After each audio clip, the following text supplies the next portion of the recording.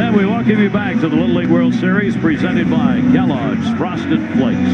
Texas has the 8-0 lead over Minnesota going to the bottom of the second inning. A lot of offense, but plenty of time for Minnesota to get back into this thing. And now our Kellogg's Frosted Flakes teamwork play of the game. It's Nomar with our building blocks.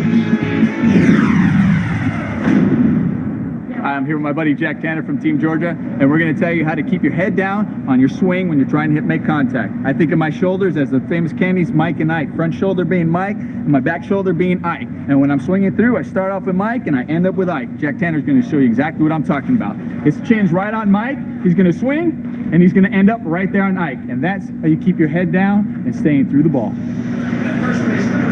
Nomar broadcast our first game one over there with Connecticut, and Jorge Gutierrez had a good example of keeping his head down and through the ball as he went after a swing. There's Mike on the front shoulder, as Nomar would say, and he's looking for Ike to come back in contact, and he gets it back and through. He actually left that box right after contact, barely got that shoulder through, but did a good job. Van Noort back out on the mound, and he will get a strike. Colin Quinn will lead it off. He is the left fielder for Minnesota, as now they've got to get their offense going. Texas players have already had 2 at-bats. Now these Minnesota youngsters are getting their first time through the lineup.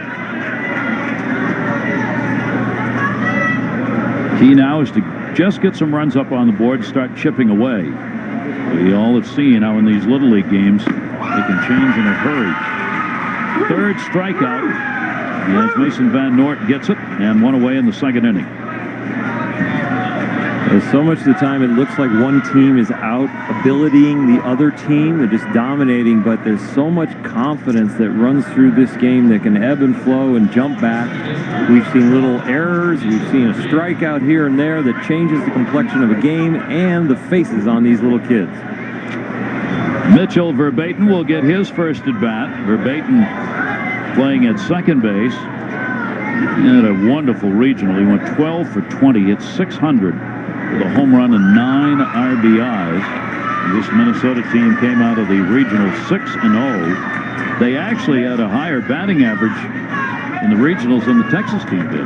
They hit 416. Texas 397. It's the 0-1. But you're looking at different pitchers, and generally when you get here to the Little League World Series, it's another step or 2 up from what you faced in the regionals. A lot of times, especially if you come out of regional, maybe that doesn't usually have as strong of play, and some people will say that about the teams that are up north because they don't get as many reps. And got him. That's 3 strikeouts in a row, 2 in the inning. A good location on that fastball right there, the low and away corner. Once you get ahead of a hitter and you can make that pitcher's pitch, you make it doubly hard to hit you. Mason Van Noort made a nice one there. Johnny Vasari, who is doing the pitching now. He started at third base, and Vasari will take that outside for a ball. This Minnesota team in the district lost their very first game and had to go on to win 6 straight to advance. So they know what it's like to be down. You talk to their skipper. He talks about perseverance and hard work and that blue-collar ethic. And they really represent that same style of play that the Minnesota Twins do up there in their neck of the woods. There's Kelly, Johnny's mom.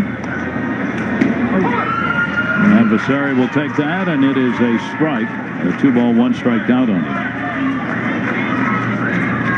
His dad in the dugout as the manager. 2-1 delivery. That swung on and missed.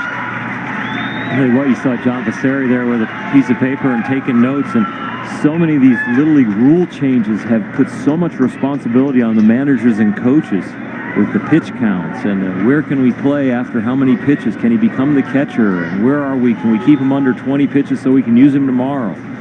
So many different things you have to remember now. Did he go at that? They want to check at first base, and no, he did not. But all in the interest of keeping these little guys safe and keeping their arms healthy, most of the rules. So Vasari keeps his at-bat alive. A 3-ball, 2-strike count. Struck the side out. 5 5 strikeouts in the ball game as Minnesota still looking for their first hit.